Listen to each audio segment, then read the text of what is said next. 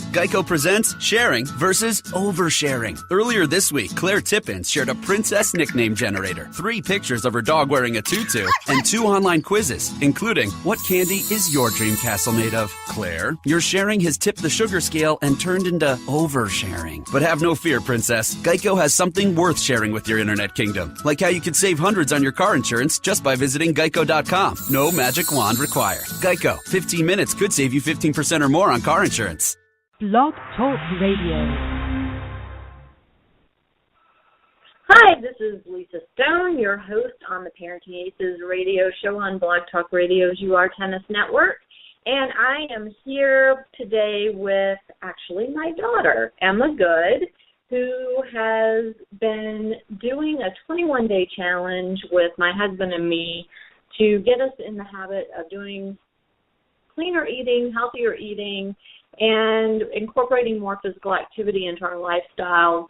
Emma lives in LA, but she's been back in Atlanta for the past couple months pursuing her acting career here on the East Coast. And so I just thought it would be fun to bring her on the show and let her talk about what she does and why doing the 21-day challenge was something that she wanted to share with us.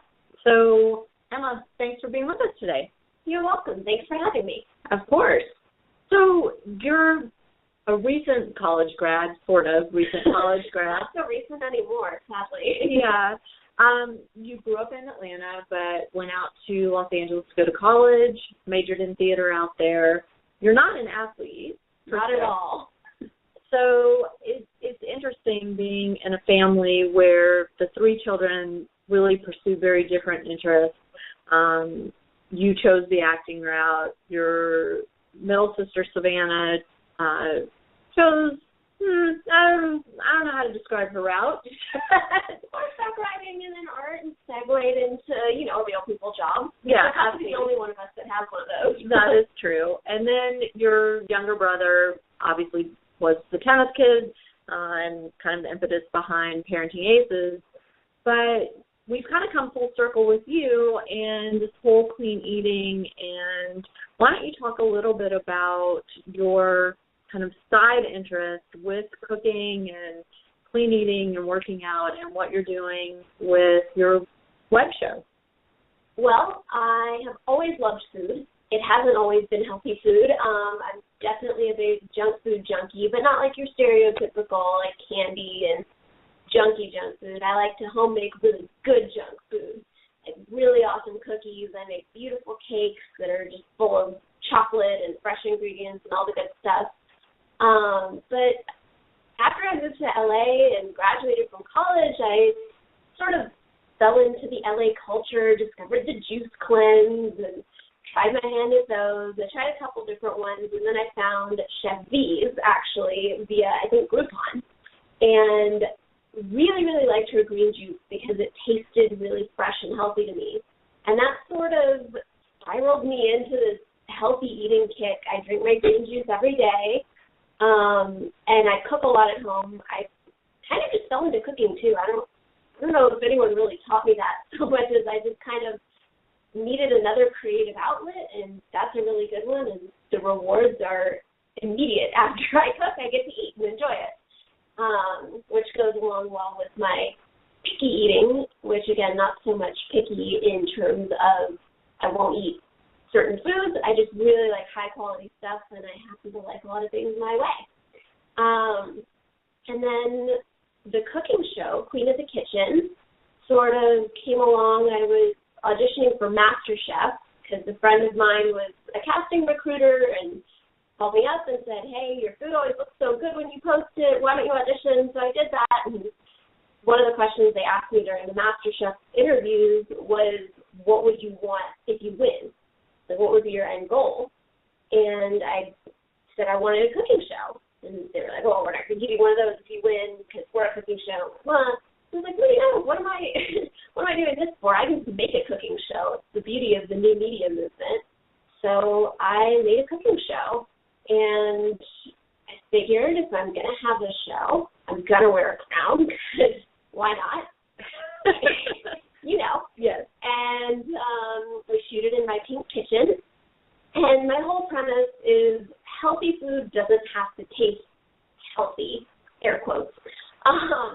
It's, there's no reason to eat plain steamed vegetables and boring steamed or boiled or grilled chicken. Like, you don't need sauces to make stuff taste good, but you can use different spices or, simple ingredients, mustard, honey, a little bit of salt, paprika, just different garlic. Garlic's one of my favorites.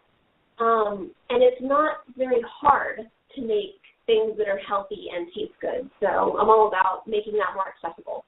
And as a young single person living in Los Angeles, you have a roommate, but your roommate has a job that doesn't allow for her to be home a whole lot. So a lot of times you're cooking just for yourself and eating for yourself.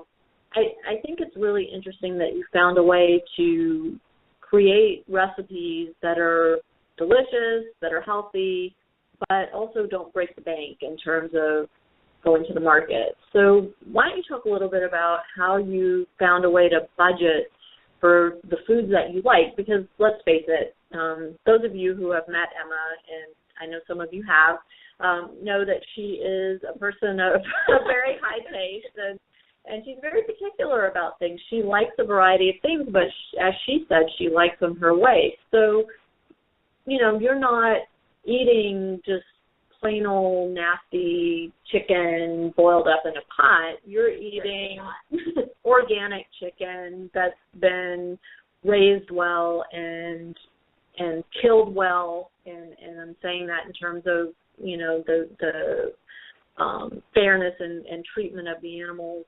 You're choosing ingredients that are locally sourced, and that's not always the least expensive way to eat. It's not, although it's definitely less expensive in LA than it is in Atlanta, and that's like the one thing I can say that about. But produce is so much less expensive on the West Coast, I guess, because that's where it's grown a lot of the time, or it's closer to the ports. And so getting produce is not a terribly expensive way to live. I do eat a lot of fresh fruits and vegetables. That's kind of my go-to. Like, I always have, green beans or sliced apples and almond butter. Those are some of my snacks I keep on hand. I work as a tutor, so I usually have those two things plus a meal in my cooler bag in my car from 2 to 10 every day. And as far as the other stuff goes, I'll buy the more expensive piece of fish or the more expensive chicken. I just think what we put into our bodies is not the place to skimp.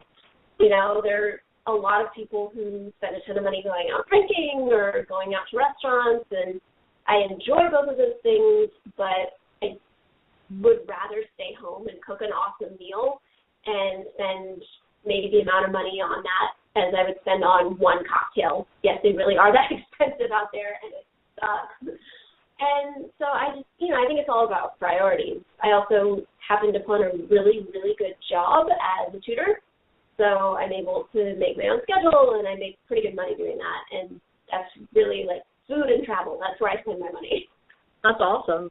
So you got back to Atlanta in January. We had just moved. Things were kind of chaotic in your living environment here because we were still unpacking boxes and setting up the kitchen, which actually, timing-wise, ended up working great because you were able to have input in terms of where everything's going in the kitchen and, making everything accessible. All the new toys we needed to buy for the kitchen. Yeah, there was that. You needed it. I did. So we decided to embark on this 21-day challenge. And for me, it was kind of a no-brainer. I mean, again, listeners, y'all know I'm pretty healthy and pretty fit overall. I take pretty good care of myself. For Dad, it was a little harder job of convincing him, not in that he didn't want to do it as much as it required more change on his end. So for people that are in his kind of category, they work hard, they keep long hours, it's just easier to grab something from the whatever's around. Yeah, exactly. And for him, He's a Diet Coke drinker. He's a Splenda user. I mean, there were a lot of things in his diet that were going to have to get cut for this challenge. So for somebody like that, what is your advice? Because a lot of my listeners they're either tennis parents or they're coaches, so maybe they want to institute these kind of changes within their family, or for the coaches, maybe with their teams. What are some ways to make that happen and kind of sell the idea to those that are participating? I would say the biggest sell for me is the way I feel when I eat this way. I do eat healthy most of the time. The majority of my meals are really light and have a great balance of vegetables and protein and grains, but I also am a sucker for a really good cookie or a cupcake or a macaroon, and I find it very hard to turn those things down when I don't have specific guidelines in place for myself. So I think one of the things that's really great about this challenge is, yeah, it's kind of a pain in the butt to have the discipline enforced, but also it makes it so much easier to say no to something when it's not just like, oh, no, I shouldn't. It's, no, I can't. I've set this out for myself. I'm going to do it. And it's only 21 days. It's 3 weeks, but it's not very much time, not even a whole month. And, I mean, we're on, I think, day 18 now? And it went so fast. Like, I can't believe we only have today, tomorrow, and, Thursday, Friday left, and that's it. And I'm almost sad it's going to be over, because then when someone offers me a cookie, I'm probably going to say yes. And I think one of the things that sold Dad on this was the fact that he didn't really have to do any extra work. I mean, it's been kind of a bummer when he goes out to lunch with clients and has to order the plain grilled chicken and a side of plain vegetables. And I know he's not loving that. But the flip side is he's getting really, really great meals at home, and we have been packing him lunches. So, it's hard to feel too bad for the man who gets a delicious lunch packed for him every day and doesn't have to eat a sandwich from the deli downstairs in the office building that's kind of crappy, and who knows how long those ingredients have been sitting there, and God knows what's in that bread they're using, and that whole Subway fiasco thing. So Right.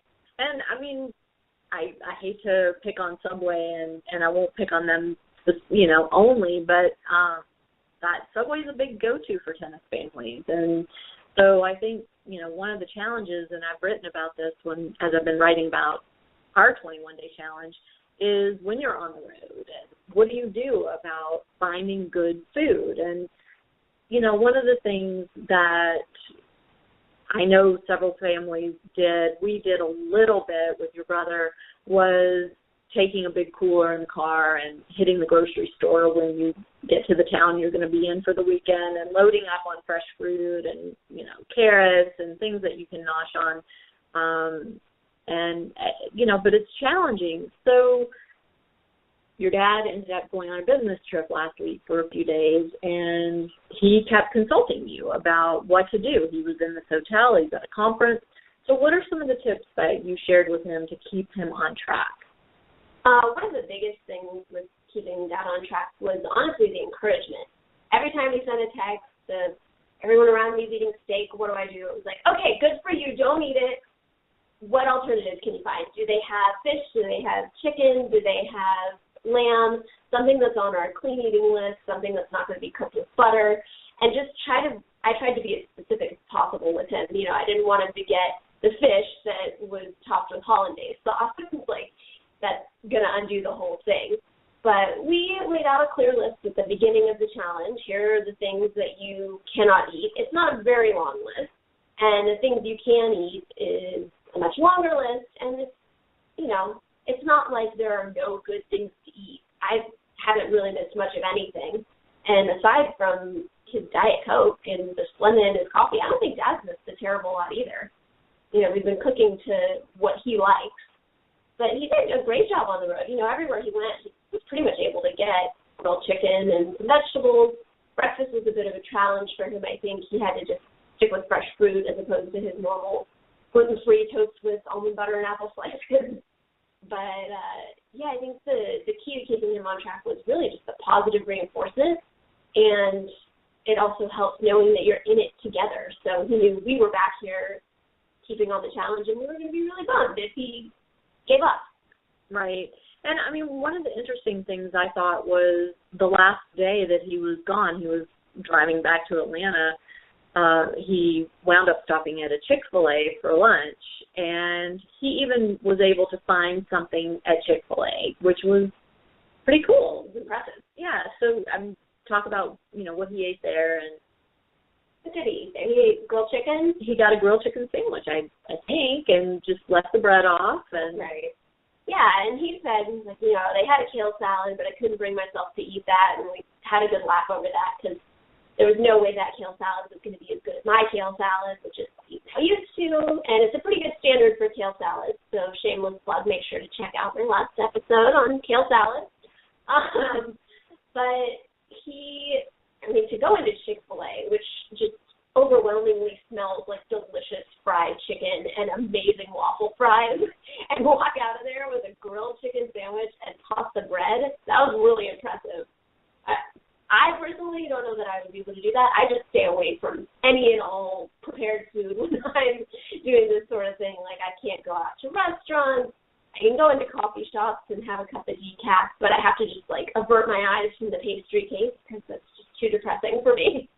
Well, and I think it's a true testament to the fact that even when you're not home and able to cook 3 solid meals a day, there is a way to eat cleanly and fuel your body in a clean way that's not all that terribly difficult.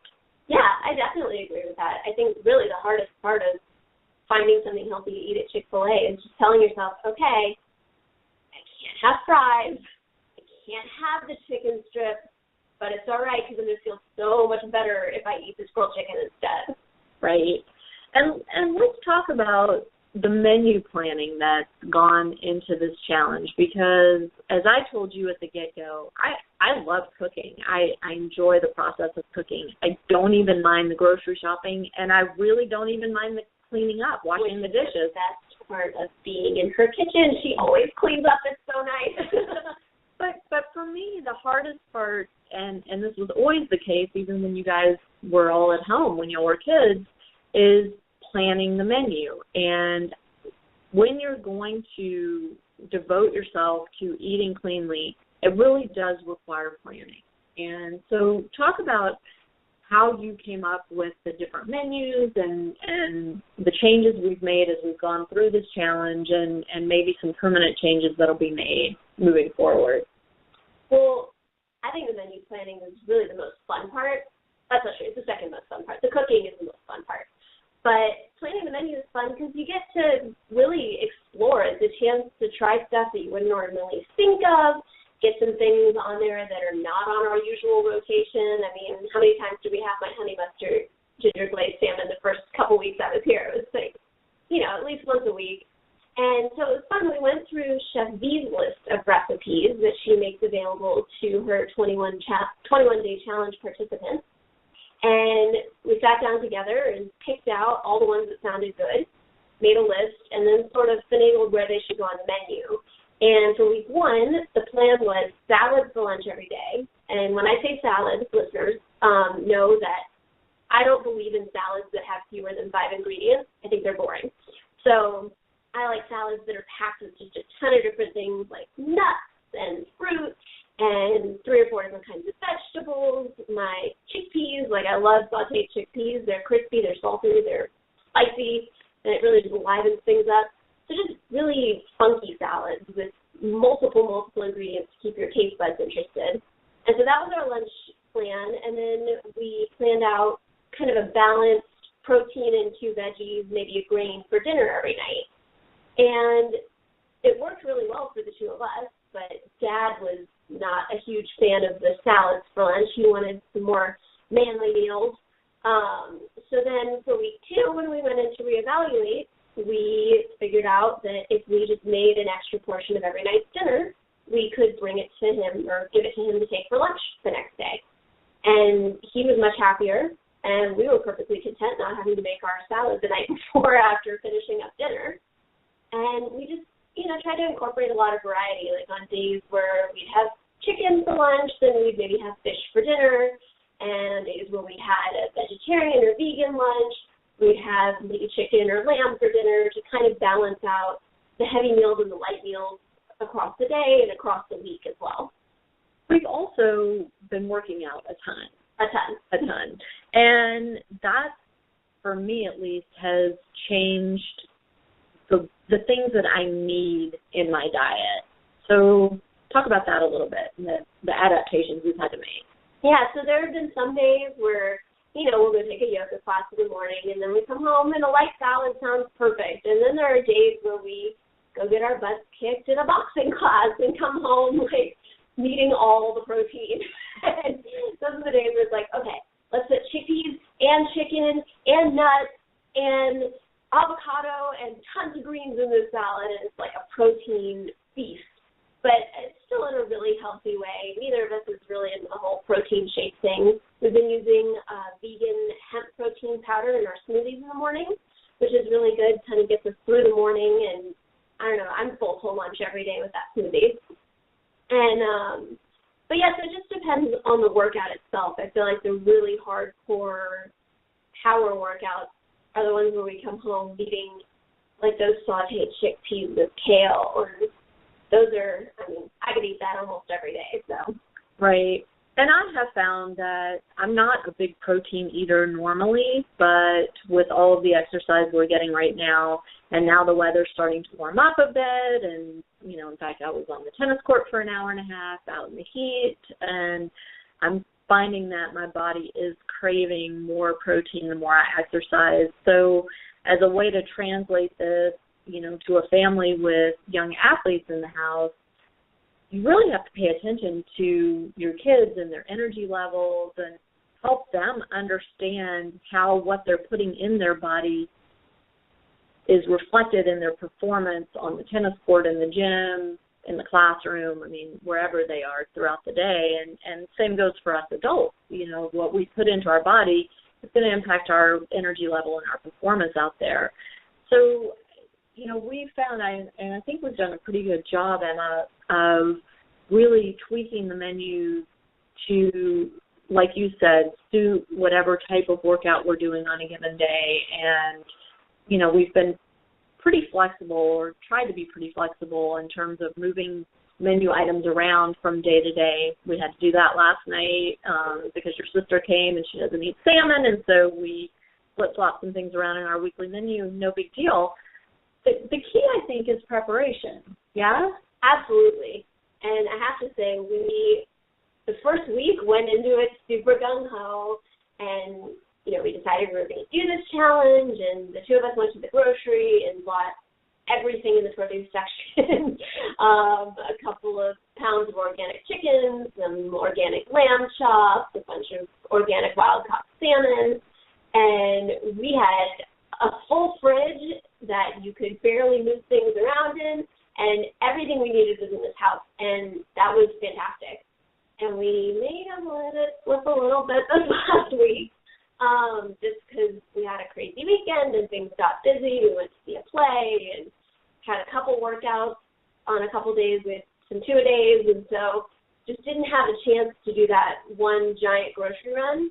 But what we've been doing, and it's kind of working out maybe even a little better because things are fresher and we don't have to worry about certain ingredients going bad. Pomegranate seeds.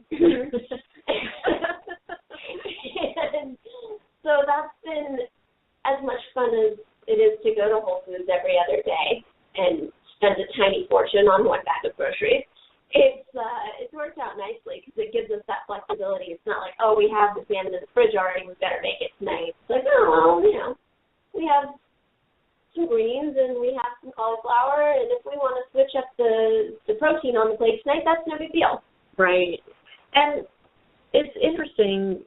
We're finding where to source specific ingredients. Where's the best place to buy the fish? Where's the best place to buy the pomegranates? Where do we need to go for the greens for our green juice? And so I think that's all part of the process too. And I think that piece of it can be really overwhelming for somebody trying this out for the first time. Definitely. So do you have some tips for people that are kind of toying with the idea of giving this a try, but are really just kind of paralyzed at the thought?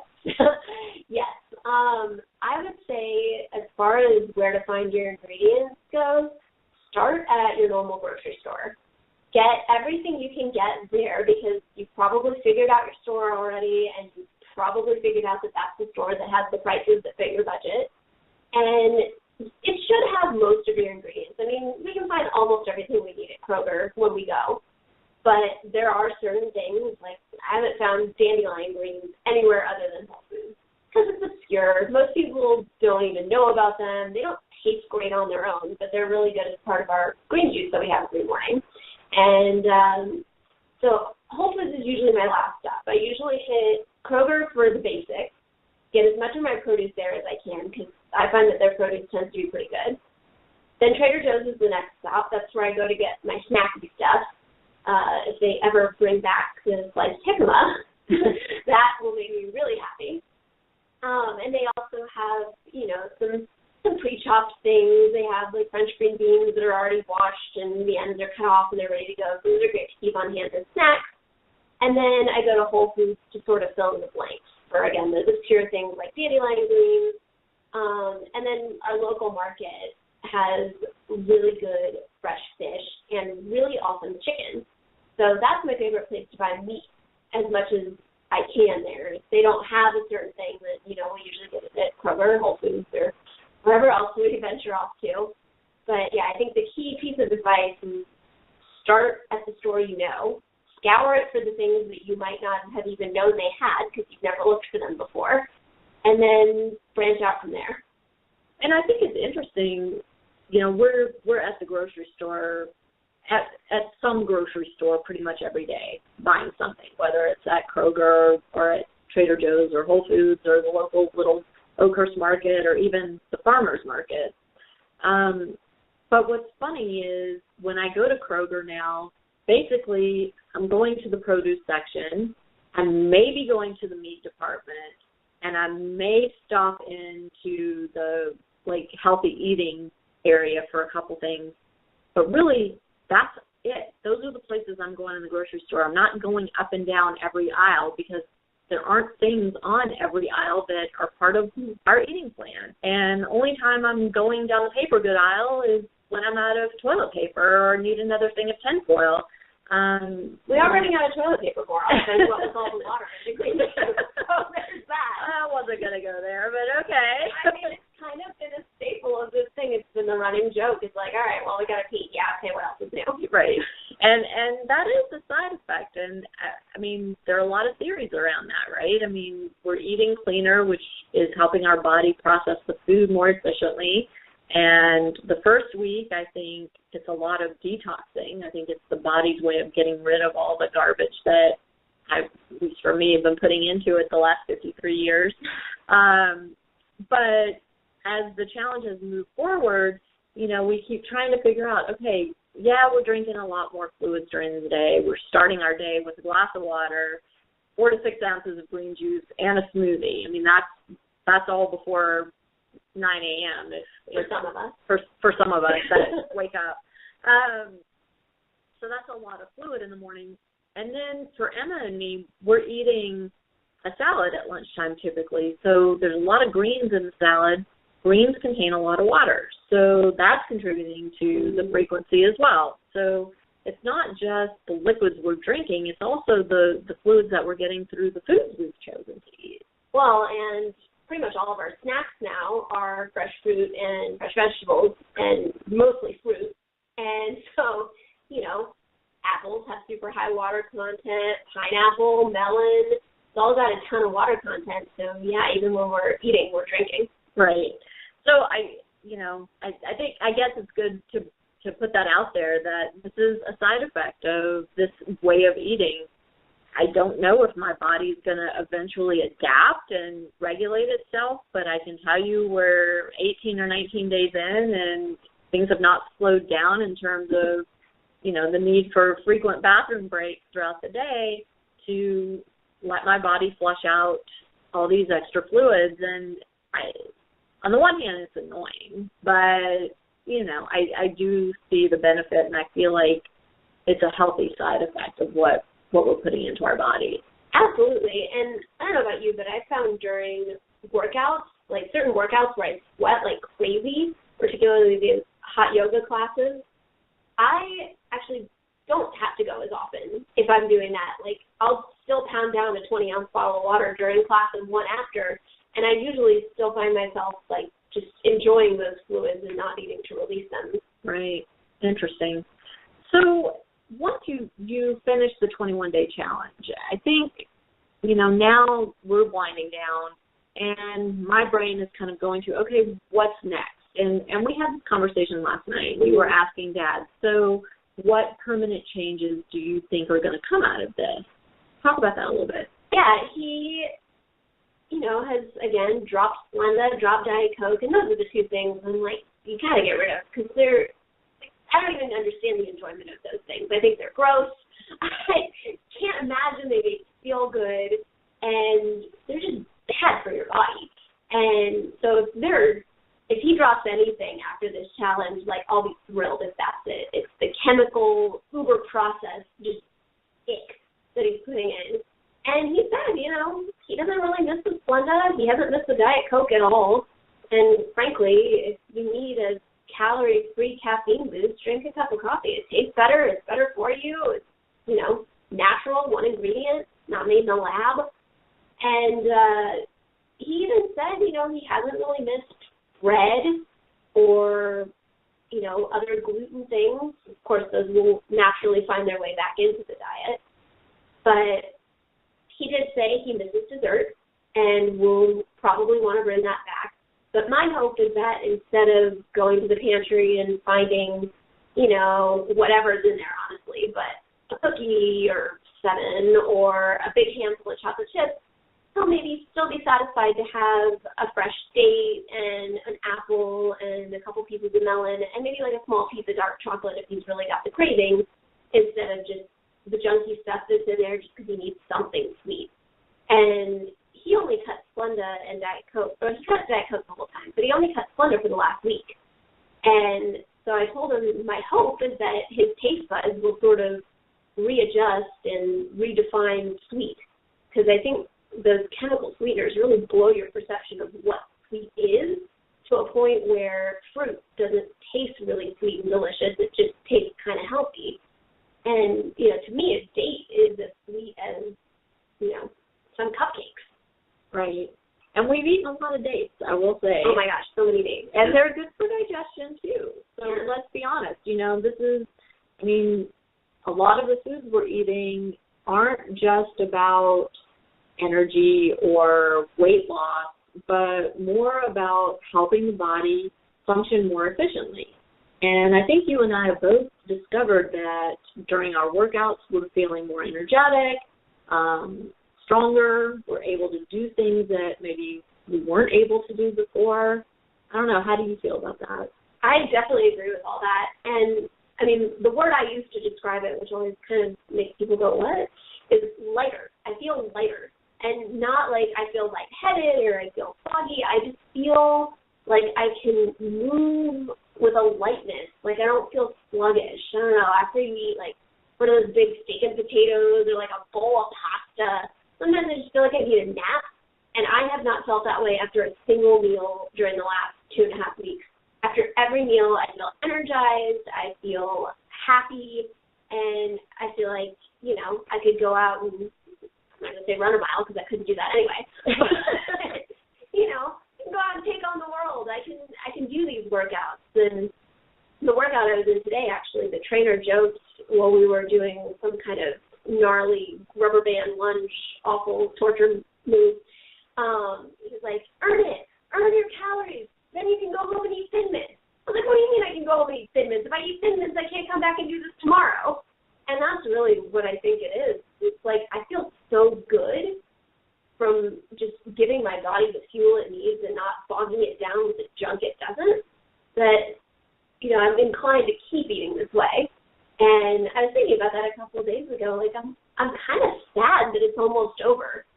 And I'm really excited for our big celebratory dinner at the end of this, where we go out and eat a bunch of the things we haven't been allowed to eat.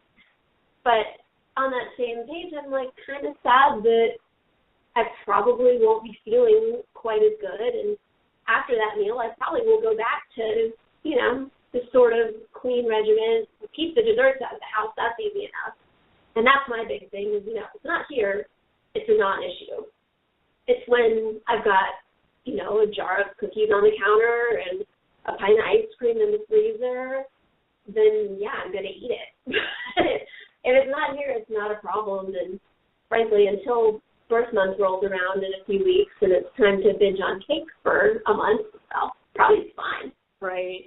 You know, it'll be interesting to see for your dad and me. We've had the benefit of Emma here to do the menu planning, do most of the cooking, most of the food prep. Most of the dictation. Keeping everyone in line. Exactly. But also, you know, providing that encouragement like you were talking about before. And it'll be interesting to see once you head back to the West Coast what we're able to maintain on our own. Part of the challenge for us, I think, will be we've moved into this new part of Atlanta, downtown, where there are a gajillion restaurants around us, lots of them with very healthy menu items. So, you know, we will be able to go out to eat and find healthy choices on the menu. Yeah, but how often do you want to do that? Well, and that's the challenge. And for us, you know, we're excited to explore our new part of town, but at the same time, I don't think we want to give up the benefits of the clean eating that we've been experiencing. So, you know, I think it'll be interesting to see how things go moving forward. So what about you? When you go back to California and it's back to cooking for one person instead of three, what do you foresee in terms of what you'll do in your own kitchen?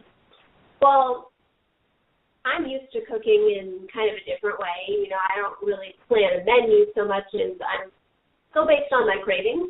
I generally keep the same basic ingredients in my fridge. I usually have squash, zucchini, eggplant, some broccoli slaw, some, you know, organic chicken breasts. I usually keep those in my freezer just so they're around whenever I need them and they don't go bad. And chickpeas, so many chickpeas. And I kind of just batch cook at home. So usually I'll make like a big stir fry and I'll eat that 3 or 4 times throughout the week.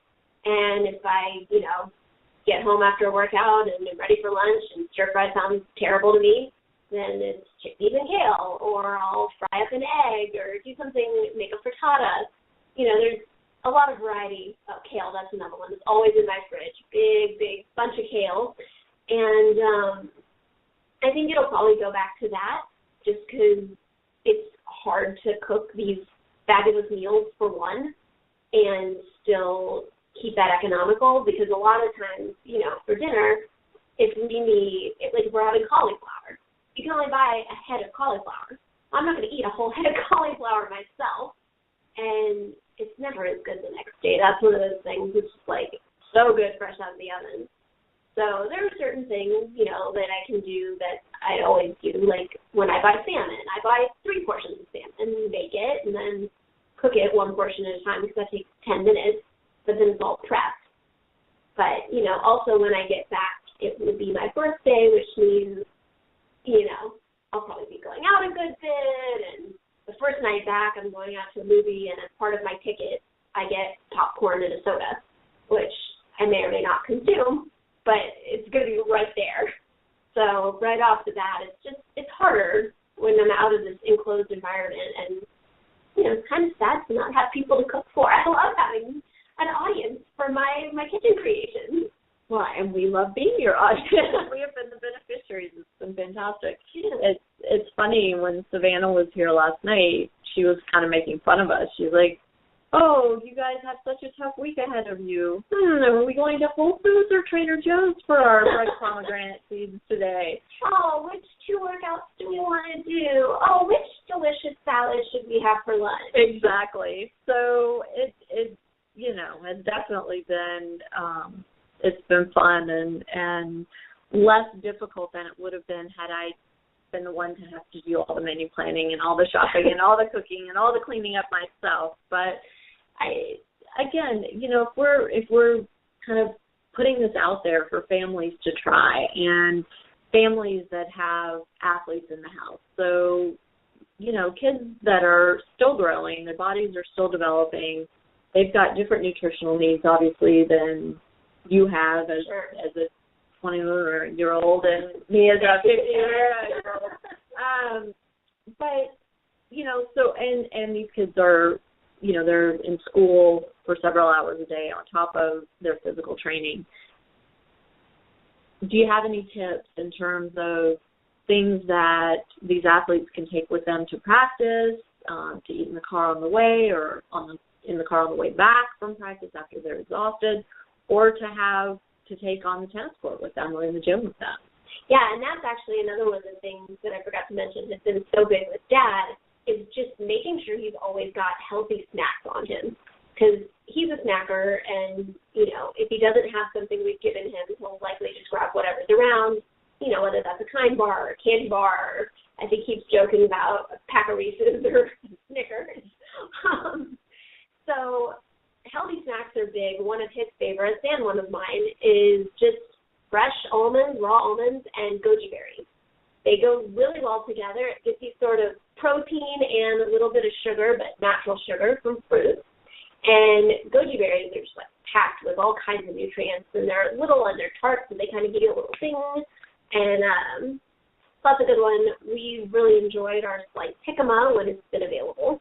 And that's a good one because you can just throw it in a cooler bag, and you don't have to worry about it going bad or whatever. And it's crispy and it's light and it's fresh, and it has a lower sugar content than fruit, so if you need something a little less sugary. Sliced apples and almond butter, another go-to of mine. If it's something that I'm going to have to eat in the car, usually what I do is I slice up the apple ahead of time, stick it in a Ziploc, and then I have just a little container, probably holds a half a cup, and I just put a bunch of almond butter in there. I try to portion control myself on the almond butter because I can sit and eat a whole jar in a day, and at that point, even though it's a healthy food, I've consumed probably 3,000 calories of almond butter. So that's also good to portion it out. But you can kind of dip in the car, snack, and drive or passage, whatever. What else have we been snacking on? Green beans. Right. Cut up veggies and kept blueberries have been a good snack. And I know your brother used to take blueberries on the court, actually, to eat at the changeovers. That was kind of one of his on-court snacks. Hummus. Yeah, we love hummus. We have to actually make a new batch because we ran out yesterday. Yeah.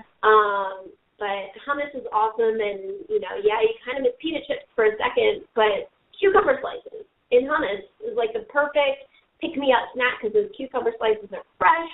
They're really water-heavy, too, so that gives you, like, a little hydration boost, and then you get a big protein boost from the hummus.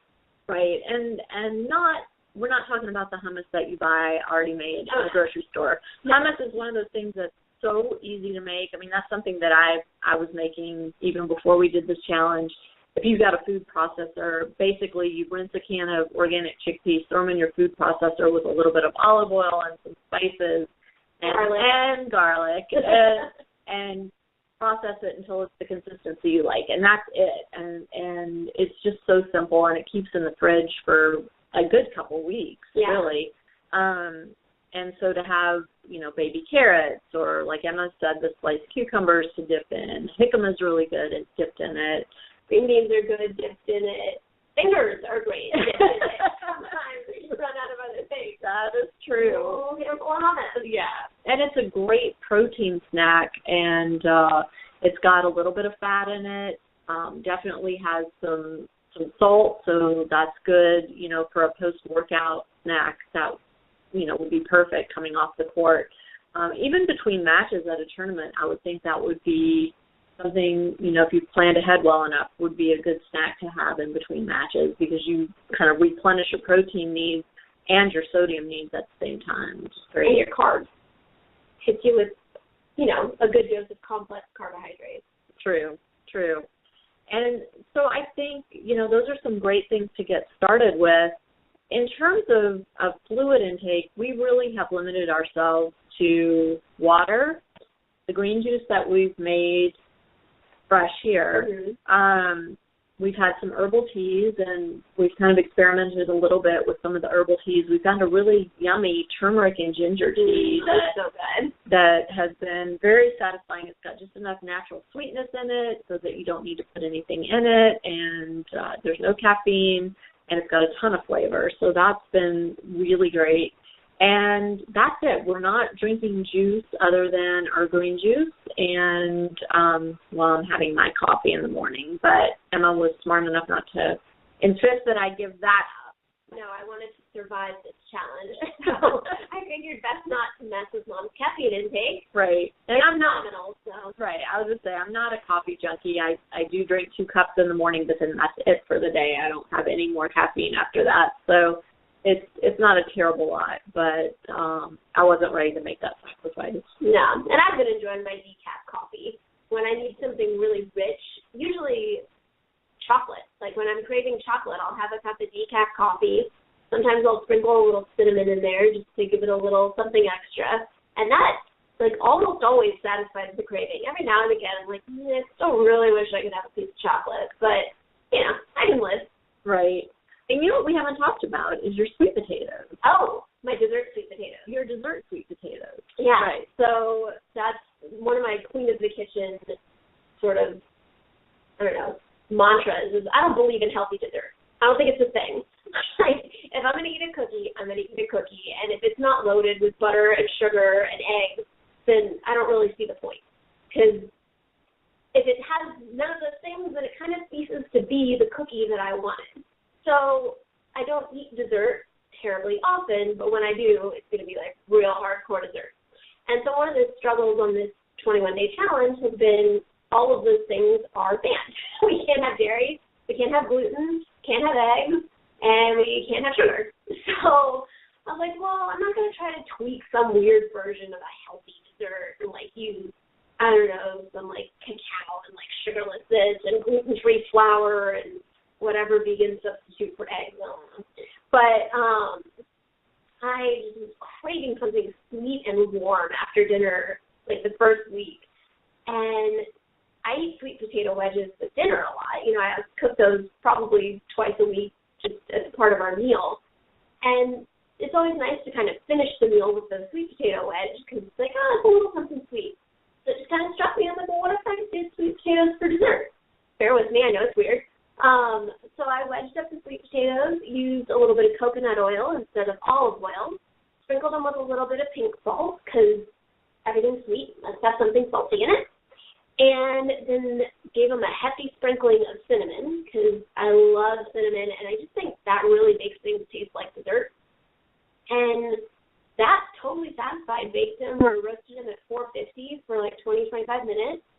And they were so delicious, and I was very satisfied because they're really filling, but they're vegetables, so they're totally healthy, and you can eat as many of them as you want and never, ever feel guilty about it. And they come out of the oven crispy on the outside, but they're creamy on the inside. It has a sweet potato creamy texture. So it really is, in terms of kind of satisfying what your mouth is craving, does the trick. Yeah, definitely. And even for your dad. Right. I mean, he was hesitant, actually. The first thing was, I don't want any of that. And then I brought him out, and we were noshing on them, and he's like, yeah, give me one of those. And then ate a good portion of the plate. Yeah. And that's been a great go-to, and it's another one of those things that if you keep sweet potatoes on hand, they last a really long time just in your cupboard. I've never seen one go bad. Right. And like Emma said, you know, in 20, 25 minutes, if you cut them into wedges, they cook up that quickly, and they're a great side dish. They're a great snack. They're a great dessert item with the cinnamon, and we've actually consumed a hefty quantity of sweet potatoes. They're so good for you, though, and it's funny because I grew up hating sweet potatoes. I mean, you know. Yeah. I always thought they were disgusting because I'd only ever had them served up like a baked potato where you bake the whole thing and then cut it open and like put butter or whatever inside. And I don't know, something about like the mushiness that I just like, it wigged me out that I was having this like sweet thing as part of my dinner. But once I figured out how I like them prepared, oh my God, I eat them all the time. And that's, you know, like we were saying, if you have junk food around, you're going to go for the junk food. That's why I always insist that, every time we go to the store, she's like, hey, we don't need sweet potatoes. We've got like 3. I'm like, yeah, but we're going to make them tonight, and then we're going to need more. Like, I never like to not have sweet potatoes around. Because, if you've got the craving, it's just good to have it there. It's such an easy fix. Right. And, yeah, they have been a great staple during this challenge for sure. I'm trying to think, like, of all the foods that we've eaten during the challenge, I would say the thing we've consumed the most of, number one would have to be kale, right? Yeah. And spinach, because we have 2 handfuls of spinach in our smoothie every morning. Right. But the kale has made its way into our breakfast smoothie. Oh, no, not in our breakfast smoothie. Mm-hmm. No, in our green juice. It's in our green juice. We typically are having kale in some way, shape, or form for lunch. Whether it's marinated as a salad or sauteed with the chickpeas or, that's pretty much how we eat it. Yeah.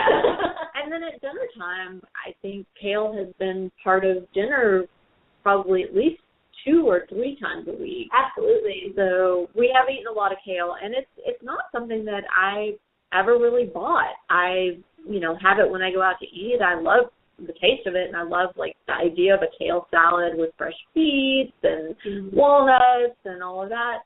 But it's not something I ever really wanted to tackle on my own. But, through watching Emma and eating it for these past couple weeks, it's definitely something that will be part of our regular diet here now. And Yay! And it's not even, like, buying the already washed and cut up kale in the bags. I mean, it's so easy to just wash it and cut it up yourself. So I would say look for the organic kale in a bunch in the market. Don't buy the bag stuff.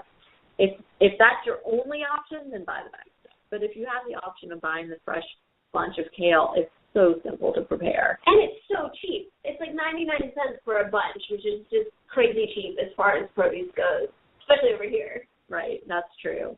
So after the kale and the sweet potatoes, I would say the other thing that we've gone through a ton of is blueberries. And that's been another kind of dessert staple, is to pull out a big bowl of blueberries at the end of the meal. And that's also very satisfying. And we've eaten a lot of them. But, again, full of nutrients. It satisfies the sugar craving. It's a nice sweet end to the meal. And that's been a great thing to keep on hand, and a great snack item, too. Yeah. So, all right, well, we're coming down to our last few minutes or so, Emma. So I absolutely want to give you an opportunity to talk a little bit more about cleaning the kitchen. Whenever I have guests on the show, I like to give them the chance to kind of promote what they're doing out in the world, besides talking to me for an hour. So that's most of what I'm doing in the world. Let's be real.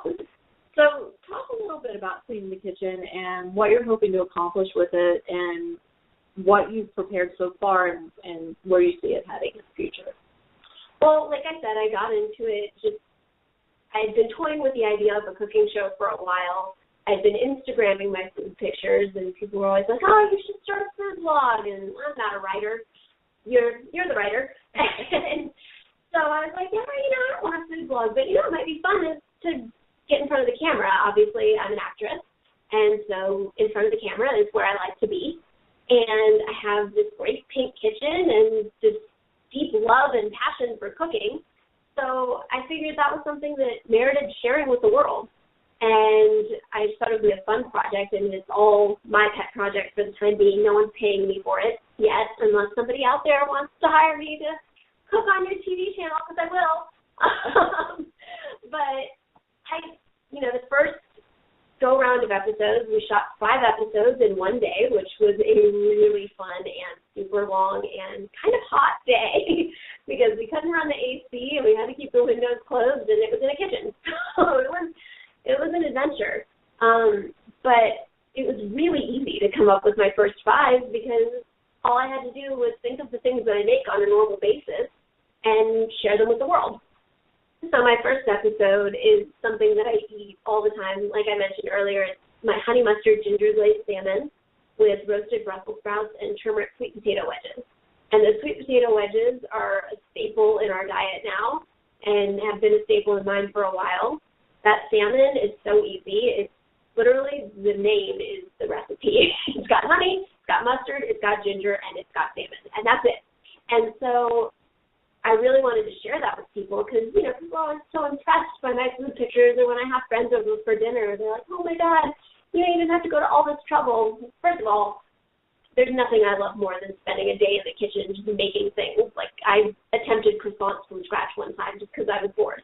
But I liked making it accessible to people. I like when people realize that cooking is, A, not super daunting and scary, and B, really a pleasurable experience, and C, easy to make, you know, really good stuff. And that's really what it comes down to. It's like, I just want people to know that they can eat healthy things that taste good without going to, like, worlds of trouble to make it happen. And then, of course, my second episode, I did my chocolate chip cookies because, like I said, I don't mess around with healthy desserts. I don't mess around with desserts, period. Like, they better be really good. And I made, I don't even know, probably 40 batches of these cookies before I really perfected the recipe. And you can ask anyone who's tried them. Like, they're the best. They are delicious. They're perfect. They're not to be messed with anymore. And that was probably my favorite episode because, fun fact about cooking shows, you have to prep the final product before you do the show. So my prep was to bake a batch of cookies. So I had probably, I don't know, 2 gallons of cookie dough sitting in my apartment. I sent it home with my producers and my team. I was like, y'all gotta get this out of here. I will eat it all. Take it away. Hence the need for the 21-day challenge here and there to reincorporate some discipline. And that's kind of how I work with my show and my life. And, you know, it's all about a balance. Like, I want to be able to enjoy some really good desserts, and not even desserts sometimes, just a really decadent meal. Like, I'm not going to go out to a French restaurant and order a salad. That's such a sad way to spend a meal. And I love food. I love all varieties of food. But what I've found through cooking is that I really love food that makes me feel good. And on a day-to-day basis, I don't want to eat food that's prepared with heavy butter and things that are breaded and fried and, you know, just generally things that are going to feel heavy and make me feel icky. I want things that are going to keep me feeling light and fresh and peppy. That's perfect. So for people that are looking for your Queen of the Kitchen show, how do they find it? www.queenofthekitchen.com. That's the best way to get to it because you've got all the episodes right there and the recipes. The other way is on YouTube. It's Queen of the Kitchen. You might want to type in my name with it, Emma Goode, Goode. And those episodes should pop up there. Definitely make sure to check them out. They're all under 20 minutes. So it's a quick, easy lesson in how to make something delicious, and everyone that's told me they've made my recipes has said they loved them. I don't know if the people that hated them just, you know, aren't telling me or if they don't exist, and I'm going to go with the latter. And I'll say through this challenge, you know, Emma will be out at a class and text me, hey, Mom, can you prep the sweet potatoes, or can you prep the salmon, or can you prep whatever, and I know she's done an episode on it, so I'll pull it up on my laptop while I'm in the kitchen and get my tips that I need to get me through the prep work, so that's been really great, too. And through the episode, you're not just teaching recipes, but you teach some cooking techniques as well, which is great. Absolutely. I mean, you know, that's what I think the difference is between an educational cooking show and reading a recipe. Like, you know, you see all those videos, those, like, tasty videos or whatever, and it's basically like an ingredient and a shot of the chopped ingredient. And you don't really learn what to do. So I want to make sure my viewers are learning about cooking so that they can get into it. Right. So for those of you that are tuning in, I hope you will be sure to check out queenofthekitchen.com.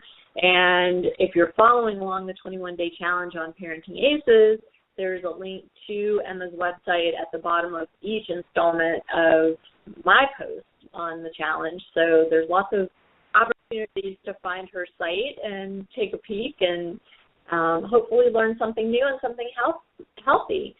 Emma, thank you so much for being on the show and sharing your enthusiasm for healthy eating and healthy cooking. And to my listeners, I hope you've learned something that will apply to your family, that you can take to your athletes, to yourselves, and make, even if it's just one small change in the way you eat, hopefully, you know, you'll let me know if it makes you feel better. And and we'll be reporting our results after this week is up. So thanks for tuning in. Have a great week. We've got another wonderful show for you next week. We're going to be talking about mindfulness training for tennis players, so I'm really looking forward to that. In the meantime, be sure to visit queenofthekitchen.com and parentingaces.com for everything you need to know.